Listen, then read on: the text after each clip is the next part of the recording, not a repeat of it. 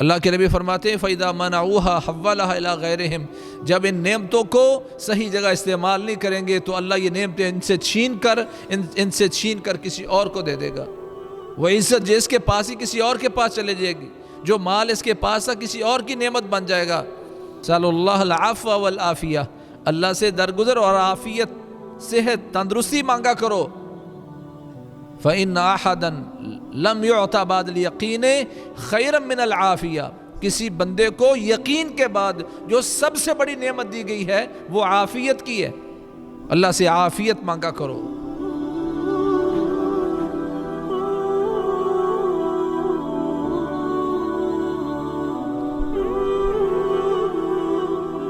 السلام علیکم ورحمۃ اللہ وبرکاتہ۔ ان الحمد للہ نحمده ونستعینه ونستغفره ونعوذ باللہ من شرور انفسنا ومن سیئات اعمالنا، من يهده الله فلا مضل له ومن يضلل فلا هادي له، واشهد ان لا اله الا الله وحده لا شريك له، واشهد ان محمدا عبده ورسوله صلی اللہ علیہ وسلم۔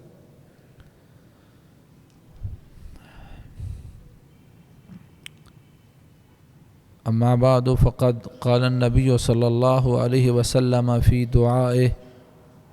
اللہم انی اعوذ بک من زوال نعمتک وتحول عافیتک وفجاءة نقمتک وجمیع سخطک۔ رسول اللہ صلی اللہ علیہ وسلم اللہ کریم سے دعا مانگا کرتے تھے، اے اللہ میں نعمت کے چھن جانے سے تیری پناہ چاہتا ہوں، اور عافیت کے بدل جانے سے تیری پناہ چاہتا ہوں، اور اچانک تیری طرف سے سزا ملے اس سے بھی پناہ چاہتا ہوں، اور تیرے تمام غصے کے اسباب سے بھی تیری پناہ چاہتا ہوں۔ بہت ہی جامع دعا ہے کہ اللہ کریم سے مانگا جا رہا ہے، یا اللہ تو نے جو مجھے نعمتیں دی ہیں وہ اسلام اور ایمان کی نعمت ہو، وہ دنیا یا آخرت کی کوئی نعمت ہے، ظاہری ہو یا باطنی ہو، جن نعمتوں کا مجھے پتہ ہے وہ بھی، اور جن کا پتہ نہیں ہے وہ بھی، تمام نعمتوں سے جو میں فائدہ اٹھا رہا ہوں، یا اللہ ان نعمتوں کے چھن جانے سے تیری پناہ چاہتا ہوں۔ کبھی آپ کسی شخص کو دیکھیں کہ وہ بیچارہ روٹی اٹھا کے اپنے منہ کی طرف لے جا نہیں پا رہا، اس وقت آپ کہیں اللہم انی اعوذ بک من زوال نعمتک، یا اللہ یہ ہاتھ بڑی نعمت ہے، اپنی مرضی سے اٹھا کے منہ کی طرف لے جا رہا ہے، جو جی چاہتا ہے کھا پی رہا ہے، اس کے پاس یہ نعمت نہیں ہے، یا اللہ میں زوال نعمت سے تیری پناہ چاہتا ہوں۔ جس کو اٹھا کے کہیں لے جایا جا رہا ہے اس کو دیکھیں تو دعا مانگے اللہ سے، یا اللہ میں زوال نعمت سے تیری پناہ چاہتا ہوں، میں اپنے قدموں پر جب چاہتا ہوں جیسے چاہتا ہوں چلتا ہوں، یا اللہ تو نے آنکھیں دی ہیں دیکھتا ہوں، تو نے کان دیے ہیں سنتا ہوں، یہ تیری نعمتیں ہیں، یا اللہ ان نعمتوں کے چھن جانے سے تیری پناہ چاہتا ہوں۔ کتنے وہ لوگ ہیں جو اس وقت بستر پر ہیں، عزیز و اقارب چاہتے نہ چاہتے ان کی خدمت کر رہے ہیں، واش روم لے کے جا رہے ہیں، پیمپر لگا رہے ہیں، یا اللہ میں نعمتوں کے چھن جانے سے تیری پناہ چاہتا ہوں۔ ہمارے ساتھی کہتے ہیں مجھے تھوڑی دیر کے لیے اجازت دو، میں ایک بھائی کے گھر جانا چاہتا ہوں کہ ایک عرصے بعد 7 سال بعد اللہ نے اس کو بیٹا دیا ہے، تو اس کا کان بند ہے، تو اس نے آج ڈاکٹر کو بلایا ہے، 2 کروڑ روپے ایڈوانس جمع کروایا ہے، اور کہا یہ ٹھیک ہو تب بھی نہ بھی ٹھیک ہو ڈاکٹر نے اپنا 20 لاکھ لینا ہے۔ ہم نے کبھی اس کان کی قدر نہیں جانی۔ ہمارے ایک جاننے والے ہیں، ان کا بیٹا جوان تھا، تھوڑا سا کبڑا پن تھا، تو کہا اس کو سیدھا ہونا چاہیے، اس کا آپریشن کروایا تب سے لے کر آج تک وہ بستر پر ہے، پیشاب پخانے کا پتہ نہیں چلتا، نیچے والا دھڑ بالکل ختم ہو گیا۔ یہ نعمتیں اللہ کی، اور آج نعمتوں کی قدر نہیں ہے۔ یا اللہ جتنی تو نے نعمتیں دی ہیں، سننے کی، دیکھنے کی، کتنے لوگ ہیں جو بیچارے ہر چیز سامنے پڑی ہوتی کھا نہیں پاتے، ان سے یہ نعمتیں چھن گئی ہیں۔ اور جتنی بھی اس طرح کی نعمتیں ہیں، اگر آپ چاہتے یہ برقرار رہیں تو ان نعمتوں کا صحیح استعمال آپ کی زندگی کے لیے اور آخرت کے لیے ایک بہتر سرمایہ ہے۔ رسول اللہ صلی اللہ علیہ وسلم نے ارشاد فرمایا ان للہ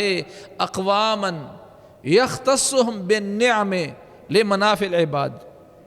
اللہ کے کچھ بندے ہیں جن کو اللہ نے نعمتوں سے نوازا ہے، مال کی نعمت ہے، عزت کی نعمت ہے، دیکھنے کی نعمت ہے، سننے کی نعمت ہے، بولنے کی نعمت ہے، گھر بار کی، بیوی بچے کی، یہ ساری نعمتیں ہیں،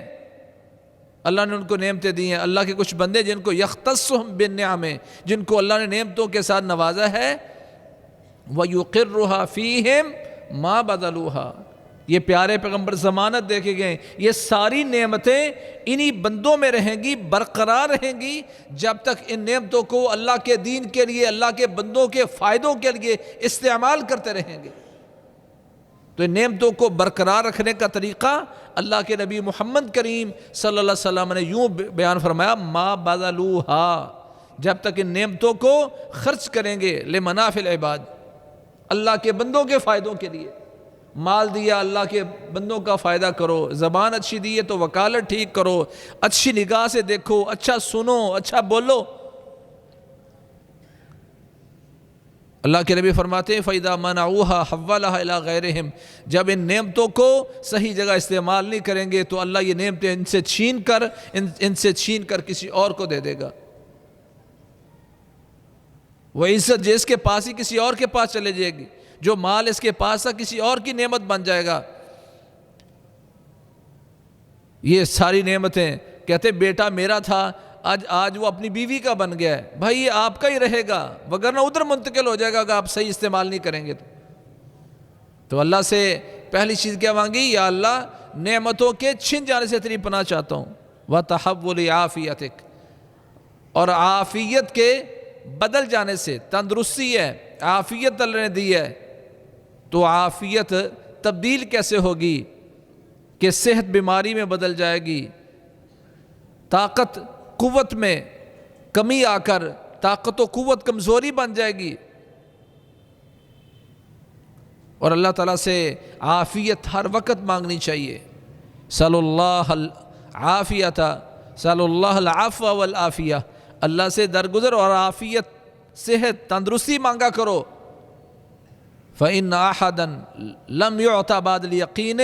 خَيْرًا مِنَ الْعَافِيَةِ، کسی بندے کو یقین کے بعد جو سب سے بڑی نعمت دی گئی ہے وہ عافیت کی ہے۔ اللہ سے عافیت مانگا کرو۔ آپ کسی پریشان بندے کو، کسی مصیبت میں پھنسے ہوئے بندے کو دیکھتے ہیں